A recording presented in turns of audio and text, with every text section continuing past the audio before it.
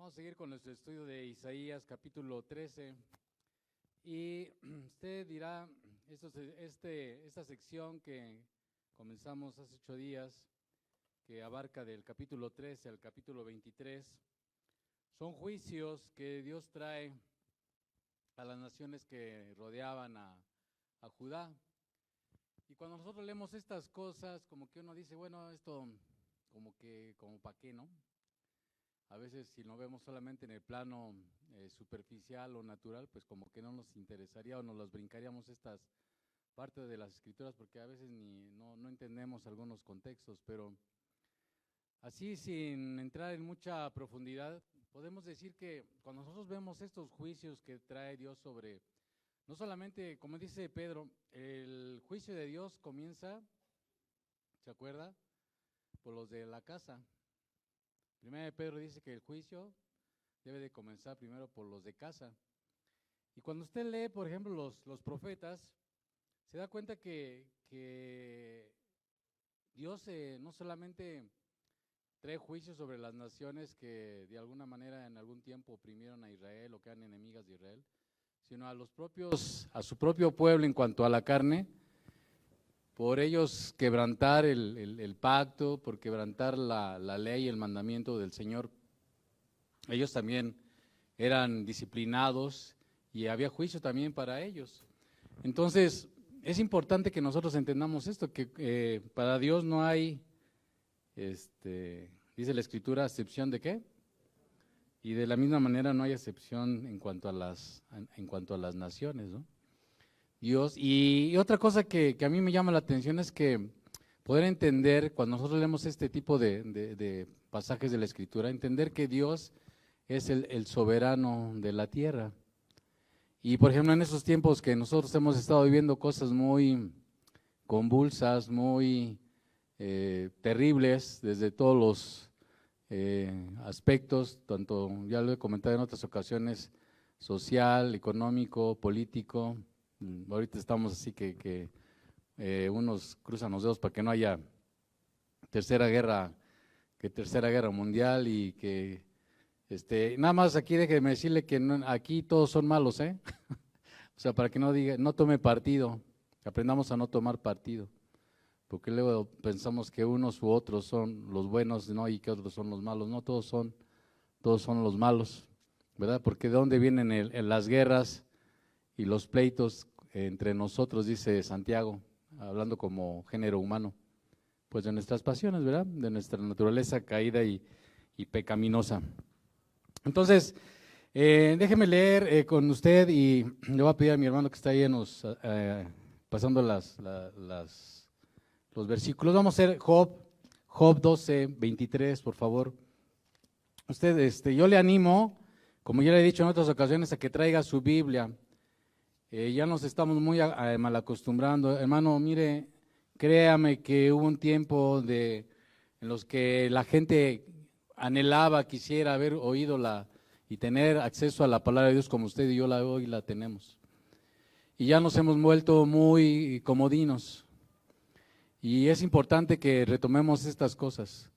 Parte de las cosas que transformaron en el siglo XVI al mundo, que fue la Reforma, nació de un hambre, de una sed de conocer la palabra de Dios y de tenerla. Por ahí muchos a expensas aún de su propia vida, se atrevieron a traducirla a los idiomas de sus naciones, al alemán, al español, a costa de incluso de su propia vida. El primer libro que se imprimió fue la Biblia, digamos, cuando Gutenberg inventó la imprenta. Entonces nosotros no valoramos, no apreciamos no solamente en cuanto al libro como tal, como objeto, ¿no? Sino más bien al contenido de esta palabra. Y es importante que usted y yo desde ahí manifestemos el precio a ella. Entonces le animo en el nombre de Jesús a que traiga su Biblia. Si usted ya es de los muy modernos que la trae en su tableta, qué bueno, pero le animo a que traiga su Biblia. Y yo espero que cuando le corten el wifi o le corten las telecomunicaciones, pueda ser capaz de seguir sustentando su fe a través de lo que parece arcaico y que ya parece que es de museo, pero esto nos va a ayudar a alimentar nuestra fe, cualquiera que sea nuestra circunstancia. Job 12:23, después del comercial, Él multiplica a las naciones y Él las destruye, esparce a las naciones y las vuelve a reunir. ¿Quién es el soberano, el que tiene el control de las naciones? Aún en estos tiempos, yo sé que a lo mejor no entendemos muchas cosas, pero aún en estos tiempos, Dios está acomodando todas las cosas para cumplir su palabra. Todo lo está Él acomodando perfectamente para que se vaya conformando a su voluntad, y Él aún las naciones las tiene bajo su dominio. Salmo 22:28. Salmo 22:28. Vamos a leer esta escritura también, 22:28. Dice, porque de Jehová es el reino. ¿De quién es el reino? Del Señor, ¿verdad? 22:28. Porque de Jehová es el reino y Él, ¿qué? Regirá a las naciones. Pues acuérdense que sobre un alto está uno más alto, y ese es nuestro Dios todopoderoso. Por eso nosotros no debemos de temer lo que pueda hacer el hombre, ni lo que pueda hacer el hombre, ni lo que pueda hacernos el hombre. ¿Sí me explico? Porque Dios tiene el dominio sobre aún de esas cosas, aunque no lo entendamos, aunque nos sea difícil de comprender. Dice la Escritura, hablando de la iglesia, que las puertas del Hades no van a prevalecer contra ella, y mucho menos pues las naciones, ¿verdad? Y los que somos sus hijos, estamos seguros en Él. Vamos a leer también esta Escritura, que después ya habrá tiempo de estudiarla con calma, que está en Daniel capítulo 4. Cuando Nabucodonosor regresó del juicio que Dios trajo sobre él por enorgullecerse, por ensoberbecerse, por ensalzarse, pensando que él era el super plus ultra gobernante del mundo en ese tiempo. En ese tiempo estábamos hablando de Babilonia. Dice Daniel 4:34, dice Nabucodonosor, palabras de él: mas al fin del tiempo yo, Nabucodonosor, alcé mis ojos al cielo y mi razón me fue devuelta, y bendije al Altísimo y alabé y glorifiqué al que vive para siempre, cuyo dominio es sempiterno y su reino por todas las edades. ¿Quién tiene el dominio? Dios, ¿verdad? ¿Y para cuándo? Para siempre, ¿verdad? Dice por todas las edades. Aún para las presentes edades, estos tiempos, sí, ¿verdad? Dice, todos los habitantes de la tierra son considerados como nada. Así que, por mucho que a lo mejor hayan botado el submarino atómico que lleva un misil, o están probándolo porque tiene la capacidad de lanzar misiles hipersónicos, pues Dios siempre tiene el dominio, ¿verdad? Y si pasan cosas, Él de todos modos tiene el dominio. Todos los habitantes de la tierra son considerados como ¿qué? Como nada, y Él hace según su voluntad en el ejército del cielo. Está hablando de las potestades celestiales, ¿verdad? Y dice, y en los habitantes de la tierra, y no hay quien detenga su mano y le diga, ¿qué haces? ¿Se da cuenta? Eso es nuestro Dios. Entonces, cuando nosotros vemos estas profecías, estos juicios en Isaías, del capítulo 13 al versículo 23, de las naciones que rodeaban a Israel, usted se puede dar cuenta que Dios de todos modos no solamente trajo juicios sobre Judá y sobre Israel, sino también aquellas naciones que le rodeaban, ¿no? Les van a pasar un mapita ahí, tanto en Face como aquí, nuestro hermano que está lleno en los controles del video. ¿Ya lo pasaron? Ahorita. Creo que en el Face ya lo pasaron. Pero si no, pues usted ahorita espérenos a los de acá, a ver si alcanza a salir No pasa nada, no pasa nada. Los del Face ya lo están viendo, ¿no? Ahora vamos a esperar a los de casa, pues si no se van a quedar como el chinito Milano. Les voy a pasar este mapa porque es importante,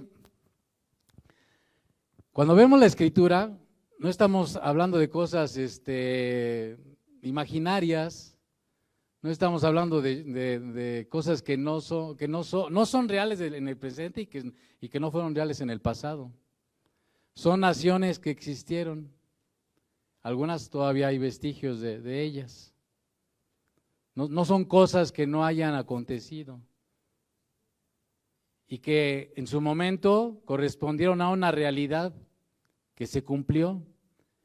Y esto a nosotros nos hace entender que aún las cosas que faltan por cumplirse se van a dar en una realidad. No son como decimos cuentos chinos, ¿no? Entonces ahí en el mapa que usted está viendo, tanto en el Face como aquí, mis hermanos, les voy a decir, repetir las naciones que Dios iba a traer juicio que rodeaban a Judá. Estaba Babilonia, estaba la nación de Filistea, los moabitas también, los sirios representados por Damasco, estaba el propio reino del norte, Israel, ahorita se los voy a ir señalando.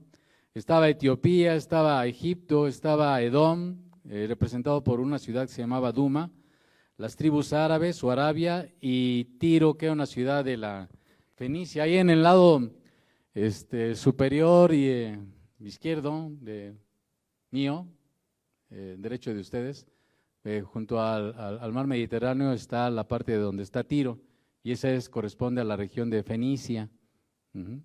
Tiro y Sidón eran ciudades de Fenicia, ¿ok? Después hacia la derecha tenemos el reino arameo, pero bueno, bajando ahí en lo cafecito están los estados fenicios. Después bajamos, está el reino de Israel. Acuérdense que el pueblo de Dios había dividido en dos, el reino de Israel y el reino de Judá o el reino del sur, que está aquí abajo. Del lado derecho está el reinado de Amón y el reinado de Moab. Actualmente esa región corresponde a Jordania, para que nos vayamos ubicando. ¿Sí se van ubicando? Entonces usted, si es curioso, pues ahí se va al Google Maps y allá en su casa ya la investiga y va a ver que todas esas regiones siguen existiendo. Arriba del reino arameo estaba el imperio asirio, como vemos ahí en la parte azulita. Y ahí en donde está el reino arameo, que también correspondía a Siria, actualmente está la ciudad de Damasco. Esa ciudad todavía existe, ¿ok? Yendo hacia el sur, del lado oeste, están los estados filisteos, de aquí del lado de ustedes izquierdo. En rojito están los estados filisteos, que hoy más o menos se ocupan la región de la Franja de Gaza, ¿vale? O sea, le estoy diciendo esto porque todos estos lugares existieron y siguen existiendo, ¿ok?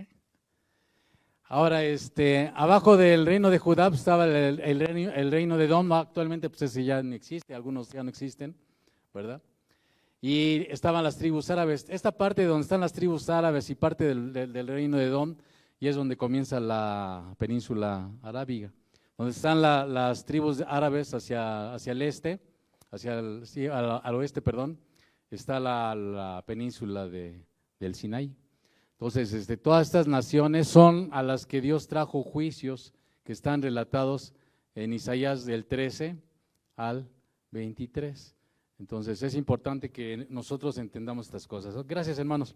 Entonces, esas eran las regiones y esos eran los países y ciudades, algunas que representaban a estas naciones, que están aquí manifestadas estas profecías en Isaías. Decíamos que Isaías 13 y 14, por ejemplo, ahí se habla acerca de Babilonia, del juicio que Dios iba a traer sobre Babilonia.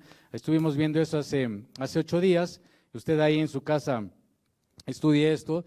Y 150 años antes de que surgiera el poderío de Babilonia, ya Isaías estaba hablando de Babilonia y del juicio que Dios iba a traer, Isaías 13, 17, a los babilonios a través de los medopersas. En este caso, en la escritura dice de los medos. Aquí yo despierto contra ellos, dice a los medos, que no se ocuparán de la plata ni codiciarán oro. Está hablando del juicio que Dios iba a traer al imperio babilonio a través de los medopersas, Ya después, cuando lleguemos con Daniel, vamos a hablar un poquito más de eso.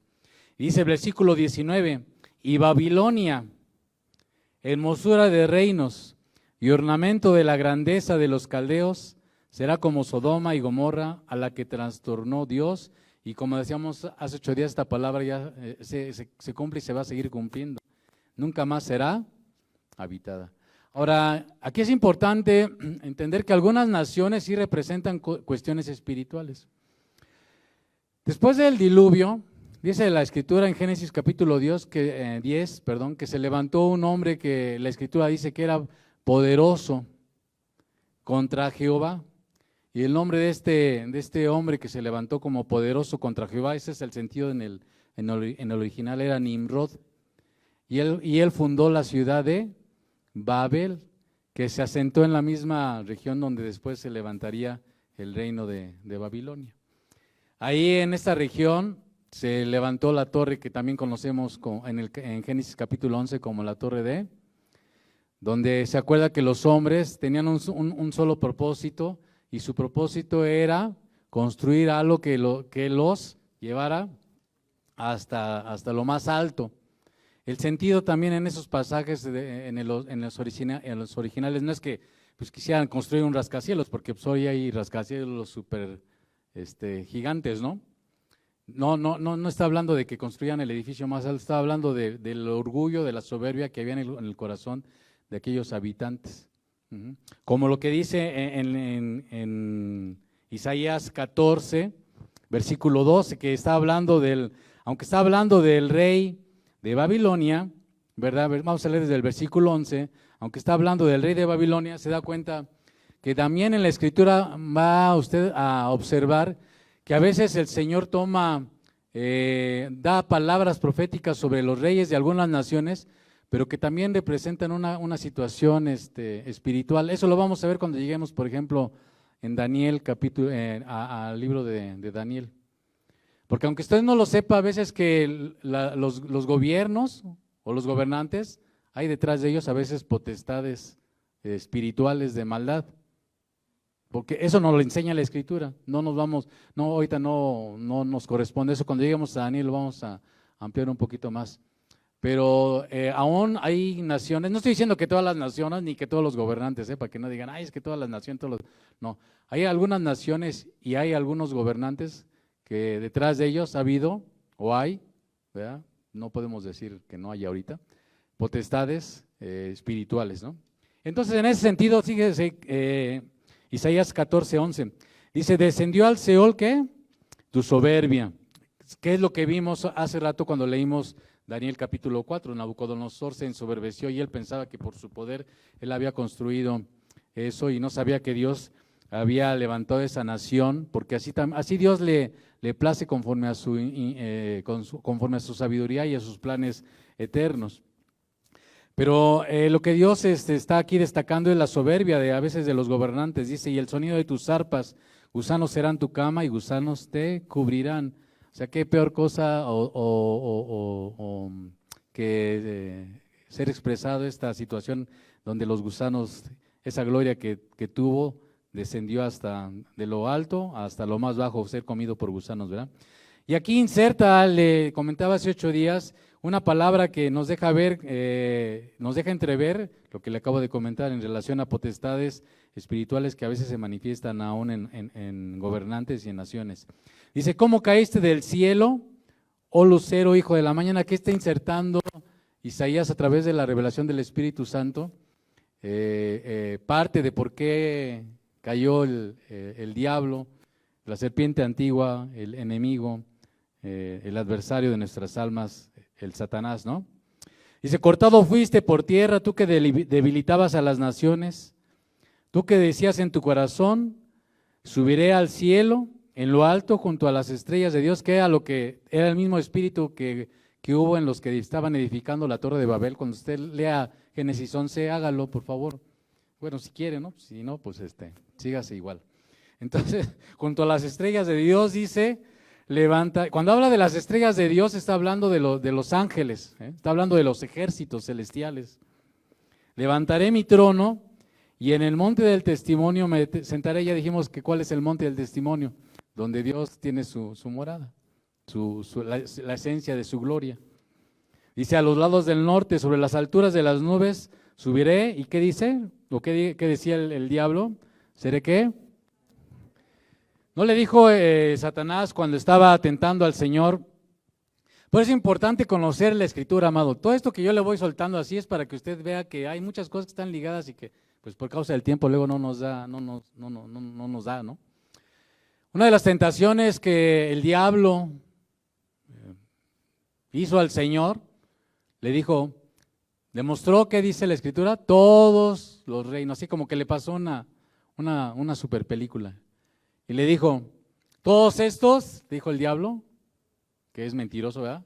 Todos estos, porque así es mentiroso, pues siempre nos está mintiendo y nosotros vamos ahí de tontos cayendo en sus mentiras. Dice, todos estos reinos te daré, cuando ya vimos que los reinos realmente, ¿a quién le pertenecen? Entonces, bueno, mentira, ¿no? Todos estos reinos me pertenecen y te los voy a dar, ¿sí qué? Si postrado me adoras, ¿no? Sobre las alturas de las nubes subiré y seré semejante al Altísimo. ¿Verdad? Siempre ha sido la pretensión del diablo que la gente le rinda servicio, adoración, y bueno, eso es lo que hace. Dice que nosotros antes de venir a la luz de Cristo, a la luz del reino del Señor, nosotros éramos por naturaleza hijos de ira, lo mismo que los demás, y hacíamos lo que nos mandaba nuestra carne y lo que nos mandaba nuestro antiguo amo y padre, que era el diablo. No se espante, así era, así era y así es para los que no tienen reinando a Jesús en sus corazones, gobernando como el Señor y Salvador, y así estábamos nosotros también, en oscuridad, en tinieblas, en maldición y en juicio. Pero bueno, sigamos, Isaías 14. Y sobre las alturas de las nubes subiré y seré semejante al Altísimo, mas tú derribado eres hasta el Seol, a los lados del abismo. Bueno, ahí seguimos, usted siga estudiando ahí, pero ahí en la Escritura termina Isaías capítulo 14 hablándonos del juicio que iba Dios a traer también sobre Asiria, que fue un reino que Dios levantó, que Dios usó para traer juicios sobre el reino del norte, el reino de Israel. Mire, hermano, yo no sé cuántos, porque yo no soy el Señor, pero yo no sé cuántas naciones han caído. Primero, porque se ensoberbecen, porque los gobernantes se ensoberbecen, porque creen que son los que tienen el gobierno y el dominio sobre las naciones y sobre las gentes. Pero esa soberbia de las naciones y de los gobernantes, entonces, no solamente estoy hablando del presente, sino usted ahora sí que hay que ver la historia, los lleva tarde o temprano a la ruina y a la destrucción. Tarde o temprano los lleva a la ruina y a la destrucción. Porque ese es algo que aún la misma Escritura nos deja ver, ¿no? Entonces, el reino de Asiria pues no fue la excepción. Dios usó este reino que se levantó para traer juicio sobre Israel. Acuérdese que Israel fue llevado cautivo por el reino de Asiria, y después que el reino de Asiria se levantó a continuación el reino de Babilonia, y el imperio babilónico se llevó cautivos y destruyó al reino de Judá. ¿Ok? Bueno, ahí pues desde el versículo 28 viene la siguiente profecía. Nada más deje acabar con Babilonia. No nos da tiempo. Usted lea la Escritura una y otra vez. Hay muchas referencias a Babilonia, porque Babilonia representa, como le decía, la gloria que buscan los hombres. Algo que Dios quería captar la atención de su pueblo es que su pueblo no pusiera la confianza en estas naciones vecinas. Y algo que Dios quiere que nosotros aprendamos, hermano, es que nuestra confianza única y solamente esté en el Señor nuestro Dios. O sea, hay naciones que a lo mejor ahorita su fortaleza es el dólar, ¿no? O sus recursos. Y en eso basan su esperanza y su confianza. A lo mejor nosotros en nuestro plano terrenal, ya más en corto, pues a lo mejor decimos, bueno, y es bueno que demos gracias a Dios y que estemos con un cántico de alabanza porque tenemos trabajo, pero aún nuestra confianza debe estar por encima de eso. ¿En quién? En Dios. Qué bueno que tenemos salud, pero aún por encima de eso, ¿en quién está nuestra confianza? Por encima de nuestra salud, en Dios. ¿De acuerdo? Entonces es importante que lo recordemos, amado. Y entender que si nosotros estamos en buenos términos con el Señor, tenemos buena comunión con Él, pues Él aún va a usar a aquellos que no lo conocen para sacarnos a veces aún del hoyo. Se lo digo por así que por experiencia, ¿sale, vale? Entonces es importante que nosotros aprendamos a buscar siempre que nuestra confianza esté ¿quién? Está bien, vayamos con el médico, si nos quedamos sin trabajo, pues hay que buscar trabajo, ¿verdad? Pero sobre eso, ¿quién es nuestra confianza? Estamos enfermos, vayamos al médico, es importante, hagamos lo que esté a nuestro alcance, estudios, lo que sea. Pero por encima de todo eso, ¿en dónde está nuestra confianza? En Dios, ¿ok? Qué bueno que se preparan para estudiar una carrera, para tener estudios universitarios o de preparatoria, lo que sea. Pero por encima de eso, jóvenes, la confianza debe de estar en Dios. Porque hay muchos que aún con todo y títulos de licenciatura, maestrías y doctorados, están en el hoyo. Hay mucha gente que estudió una carrera y que no la ejerce. Y no estoy diciendo, ni estoy juzgando si está bien o está mal, simplemente a veces ponemos tanto nuestra confianza en eso, cuando nosotros que somos los hijos del Señor, tenemos que aprender a que nuestra confianza está en el Señor. Y cuidarnos de hacer alianzas con extraños, ¿verdad? Isaías 14:28, en el año que murió el rey Acaz fue esta profecía, dice el Señor a Filistea, dice, no te alegres tú, Filistea toda, por haberse quebrado la vara del que te hería, porque de la raíz de la culebra saldrá aspi y su fruto serpiente voladora, y los primogénitos de los pobres serán apacentados y los menesterosos se acostarán confiados, mas yo haré morir de hambre tu raíz y destruiré lo que de ti quedare, ¿verdad?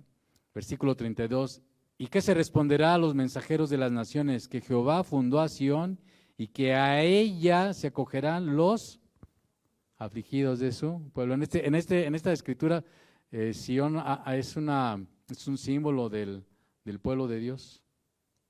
¿Se acuerda que ya en Isaías habíamos visto que Dios siempre tiene un remanente? A eso se está refiriendo. Después viene esta profecía, todo el capítulo 15 y el capítulo 16, que tiene que ver con Moab.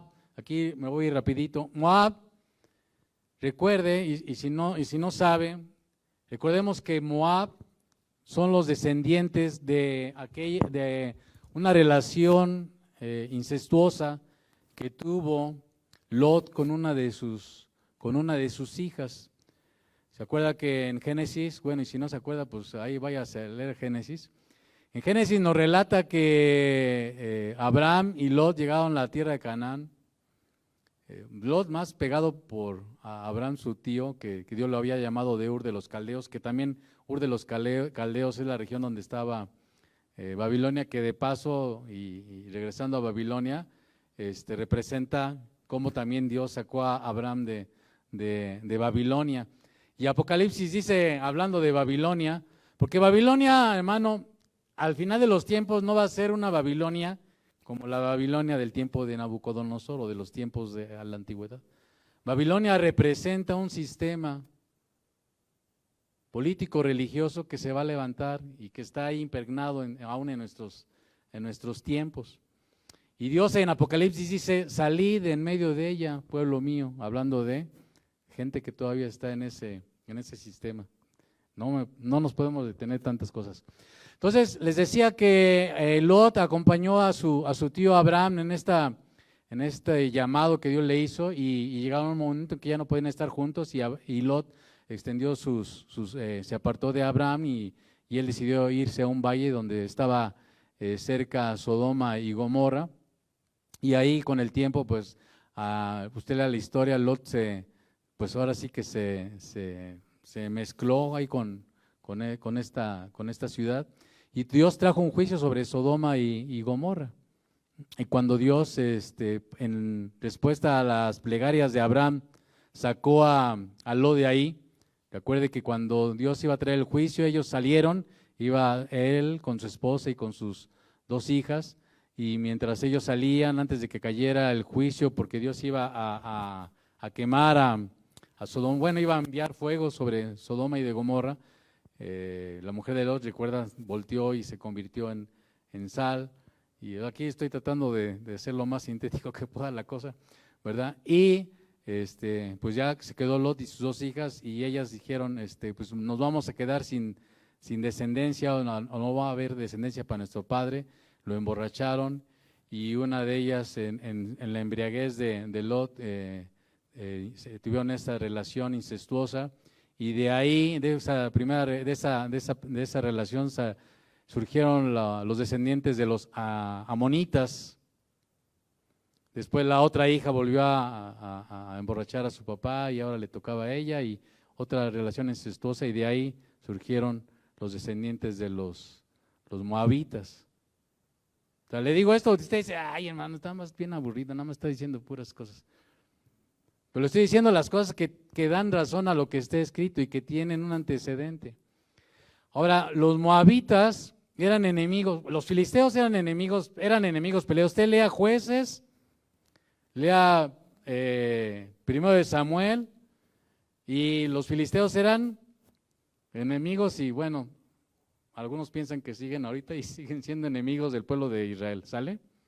Eso no ha cambiado. Los moabitas ahorita actualmente pues ya desaparecieron, pero los moabitas, cuando el pueblo de Israel salió, si no mal recuerdo, de Egipto, Balac quiso comprar al pseudoprofeta Balaam para que maldijera al pueblo de Israel. Dios le ordenó que no lo hiciera, y bueno, esa historia también es importante que usted vaya y la refresque ahí en Génesis. Pero hubo un punto en el que Balaam, por codicia, aconsejó a Balac, que era rey de Moab, a que indujera a que las mujeres de su pueblo emparentaran o tuvieran relaciones con el pueblo de Dios para contaminarlo. Y eso trajo un juicio, ahí lea en las Escrituras, en Números, va a encontrar esto. Todas estas historias que le estoy diciendo en Números, va a encontrar que eso sucedió. Entonces los moabitas eran enemigos del Señor. Sin embargo, le voy a comentar otra cosa. De ahí, porque Dios siempre tiene misericordia de quien quiere acercarse a Él y le busca con corazón sincero. ¿Saben quién era la tatarabuela de David? Una moabita, Ruth, y hay hasta un libro de ella, para que vea que Dios es misericordioso, y que no importa, a veces pensamos que nuestro pasado nos va a marcar, que nuestro pasado familiar, pues ya no hay nada que podamos hacer al respecto, o porque nacimos en una determinada parte, ya estamos destinados a vivir así. No sé si me estoy explicando. O sea, por ejemplo, si alguien nació en Tepito, pues si yo le digo, es que soy de Tepito, ¿usted qué va a decir? ¿Qué me va a ver así? Sea honesto, ¿qué me va a ver aquí? Fayuquero mínimo, ¿verdad? En los años 80, pues fayuquero, ¿no? ¿De dónde eres? De Tepito. ¿Qué decía aquí? Fayuca, ¿no? Pero a lo mejor ahorita si decimos, no, es que soy del barrio de Tepito, pues a lo mejor va a decir con N, ¿no? Va a empezar con N, ¿no? Entonces, pero eso nos enseña que en Dios, o sea, no está determinado el dónde hayamos nacido, ni nuestros antecedentes familiares, para que Dios pueda redimirnos, cambiarnos, transformarnos y hacernos, ¿qué? Instrumentos de su gloria, que nos pueda rescatar, limpiar y hacer gentes y diferentes, nuevas criaturas. No sé si me estoy explicando en esto. Entonces, eso sí es importante que lo aprendamos. Bueno, ahí vienen esos juicios sobre Moab y bueno, el Señor al final en el capítulo 16, versículo 14, hasta con precisión les dice cuándo iba a venir este juicio. Fíjese, vamos a ver desde el 13, 16, 13. Dice, esta es la palabra que pronunció Jehová sobre Moab desde aquel tiempo. Pero ahora Jehová ha hablado diciendo, ¿qué dice? Dentro de 3 años. O sea, cuando Dios da así, cuando Dios dice las cosas así, no hay lugar a dudas, ¿verdad?, de que se van a cumplir. Dentro de 3 años, como los años de un jornalero, será abatida la gloria de Moab, con toda su gran multitud, y los sobrevivientes serán pocos, pequeños y débiles. Bueno, después viene esta siguiente profecía sobre Damasco, ¿verdad?, que es la capital, era la capital del imperio, bueno, de la nación hoy aún está ocupada por Siria, como ya veíamos en el mapa, esa ciudad todavía sigue existiendo. Dice, profecía sobre Damasco, he aquí que Damasco dejará de ser ciudad y será montón de ruinas. Si este Damasco que todavía existe, que se supone que sí es el Damasco que es desde estos tiempos, esta palabra ya se cumplió, no se ha cumplido completamente. Esta palabra se tiene que cumplir. Se va a darse cuenta en la Escritura que hay cosas que ya se cumplieron así, hasta con años, en otros tiempos, pero hay algunas que todavía están por cumplirse, y esta es una de ellas. Porque esa ciudad, aunque está toda traqueteada, porque está súper ya destruida por los bombardeos, ahí no se ha cumplido esta Escritura. Pero también, aun cuando hay palabras de juicio sobre las naciones, fíjese que Dios también trae palabra de esperanza a las gentes. Fíjese en el versículo 7, en aquel día mirará el hombre a su hacedor y sus ojos contemplarán al santo de Israel. Perdón, aquí ya estamos sobre Israel que era el reino del norte, ¿verdad? Dice versículo 10, porque te olvidaste del Dios de tu salvación y no te acordaste de la roca de tu refugio, por tanto sembrarás plantas hermosas y plantarás sarmiento extraño.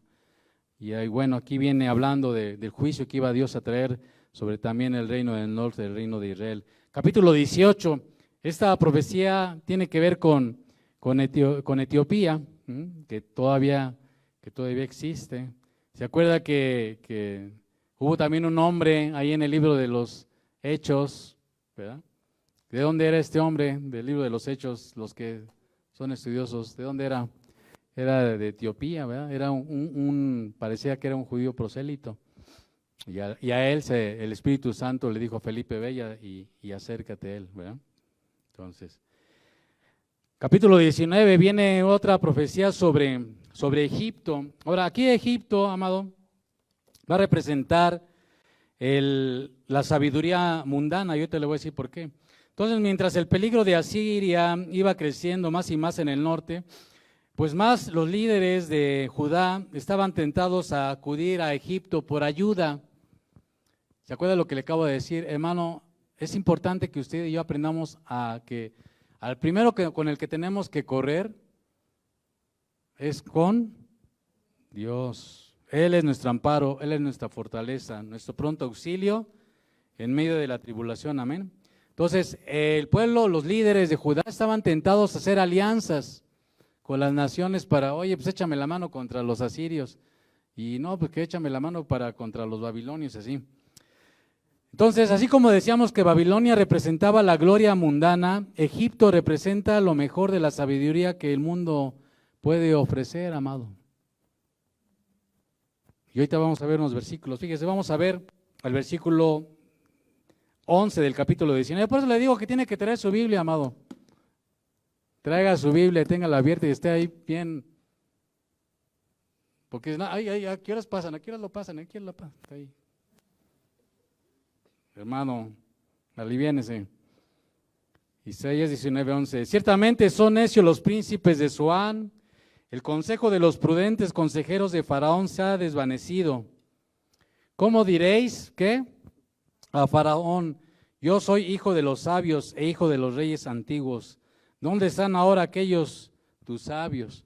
En ese tiempo todavía Egipto tenía Todavía durante muchos años Egipto tuvo su preeminencia en el mundo antiguo, y en esos tiempos todavía Egipto era una nación que pesaba, no como ahora. Pues ahora pues dicen Egipto, pues, ni algunos ni saben que existe, ¿verdad? Pero bueno, entonces pero en ese tiempo Egipto era una nación todavía poderosa en el norte de África, ¿no? Y que era una nación que influía mucho, tenía un gran peso. Y bueno, pues basta oír la historia de los faraones y la historia de todo lo que usted conoce de las pirámides y todas esas cosas que nos dejan ver la sabiduría, la inteligencia que estos hombres tenían. Pero dice el Señor, versículo 12, ¿dónde están ahora aquellos tus sabios? Y pues podríamos voltear hacia atrás, ahorita ya podemos voltear hacia atrás, ¿verdad? Y decir, ¿y dónde quedó esa sabiduría? ¿Dónde quedó esa grandeza? ¿Dónde quedó, hermano? Pues ahí en la arena, ¿no? Ya solamente son historia, vestigios, pero la palabra del Dios nuestro permanece para siempre. Y si la palabra del Dios nuestro permanece para siempre es porque nuestro Dios es eterno, ¿verdad? Y Él Él está por encima de todas estas cosas. Que te digan ahora o que te hagan saber qué es lo que Jehová de los ejércitos ha determinado sobre Egipto. Fíjate, a ver, ¿dónde están esos sabios? A ver que te digan qué va a hacer Jehová de los ejércitos. Por eso el Hijo de Dios es el que menos debe de andar así todo como ¿no? Sí, dan ahí a las, ¿qué? A las tontas y a las locas, amado, en buena onda, tonteando ahí. Vamos a dejarlo así, tonteando, ¿no? Ay, hermana, el coronavirus, que ya estábamos, bueno, todos friqueados, todos acalambrados, todos. Algunos van a decir, no, pues es un miedo natural y esto y lo otro. Bueno, usted diga lo que diga. Entonces, pero pues en lugar de recurrir al Señor, de volvernos a Él, si nos dimos cuenta que andábamos a lo mejor, fue un tiempo en que el Señor nos caló las orejas, pues Señor, volvernos a Él, ¿verdad? Porque ¿quién le puede decir al Señor lo que va a hacer, no? Bueno, vamos a seguir los versículos 20, dice, y será por señal y por testimonio a Jehová de los ejércitos en la tierra de Egipto, dice, porque clamarán a Jehová a causa de sus opresores. Y esa es una palabra profética de salvación para Egipto, que no se ha cumplido. Y aunque a lo mejor Egipto representa ciertamente el mundo, y es una palabra pues para gente que no conoce al Señor, también es una palabra que se va a cumplir literalmente. Y será por señal y por testimonio a Jehová de los ejércitos en la tierra de Egipto, porque clamarán a Jehová a causa de sus opresores, y Él les enviará, ¿qué dice? Salvador y príncipe que los libre. ¿Quién es el Salvador y príncipe que los va a librar? Él nos está librando hoy, pero también esta palabra se va a cumplir para la nación como tal de Egipto. Y Jehová será conocido de Egipto, y los de Egipto conocerán a Jehová en aquel día. Cuando en la Escritura se refiere en aquel día, está hablando de los tiempos postreros, de los tiempos finales. Y harán sacrificio y oblación y harán votos a Jehová y los cumplirá, ¿verdad? En aquel tiempo, etcétera, ¿verdad? Después viene, ya sigue el Señor hablando, otra vez vuelve a retomar el capítulo 20, algunas cosas con relación a Egipto y Etiopía y Asiria. En el capítulo 21 vuelve a retomar una profecía, aparte de la profecía sobre Babilonia. Fíjese el versículo 1 del capítulo 21, profecía sobre el desierto del mar, que habla de las naciones, como torbellino del Negev, así viene del desierto de la tierra horrenda, está hablando de Babilonia, en sentido figurado. Visión dura me ha sido mostrada, el prevaricador prevarica y el destructor destruye. Sube Elam, sitia o media, acuérdese otra vez de los medos, todo su gemido hice cesar, etcétera. Vamos al versículo Vamos a leer desde el versículo 6. Porque el Señor me dijo así: ve, pon centinela que haga saber lo que vea. Y vio hombres montados, jinetes de 2 en 2, montados sobre asnos, montados sobre camellos, y miró más atentamente. Y gritó como un león: Señor, sobre la atalaya estoy yo continuamente de día y las noches enteras sobre mi guarda. He aquí vienen hombres montados, jinetes de 2 en 2. Después habló y dijo: cayó Babilonia, y todos los ídolos de sus dioses quebrantó en tierra. Esta escritura, Juan, inspirado por el Espíritu Santo, la toma, y usted la puede encontrar ahí en Apocalipsis. No lo vamos a leer porque ya no nos da tiempo. Apocalipsis 14:8, y aparte también le animo a que traiga dónde anotar, hermano, que es muy picudo. Bueno, es que dice, no, pues después voy al Face otra vez. Bueno, pues está bien. Apocalipsis 14:8 y Apocalipsis 18:2. Ahí Juan, inspirado por el Espíritu Santo, en esta revelación que el Señor le trajo, habla de la futura caída de Babilonia. Aquí está hablando literalmente de la Babilonia, del imperio babilónico, pero esas mismas palabras van a aplicar para esa Babilonia que aún está presente hoy, pero que se va a manifestar más en su plenitud antes de la venida, de la segunda venida del Señor. Bueno, versículo 11, profecía sobre Duma. Duma era una ciudad de Edom. Recuerde quiénes eran los edomitas, examen, quiénes eran los edomitas. ¿Se acuerdan quiénes eran los edomitas? Eran los descendientes de el hermano de Jacob, de Edom, que también eran acérrimos enemigos de los israelitas, peleados a muerte. Después, versículo 13 del capítulo 21, profecía sobre Arabia. ¿Quiénes son los árabes? Los descendientes de Ismael, que son los que tienen el control. Ahorita le acaban de hacer un apretón al petróleo. Si no mal recuerdo, 2,000 millones de barriles de petróleo van a dejar de producir para que el petróleo suba a $100. ¿Sale?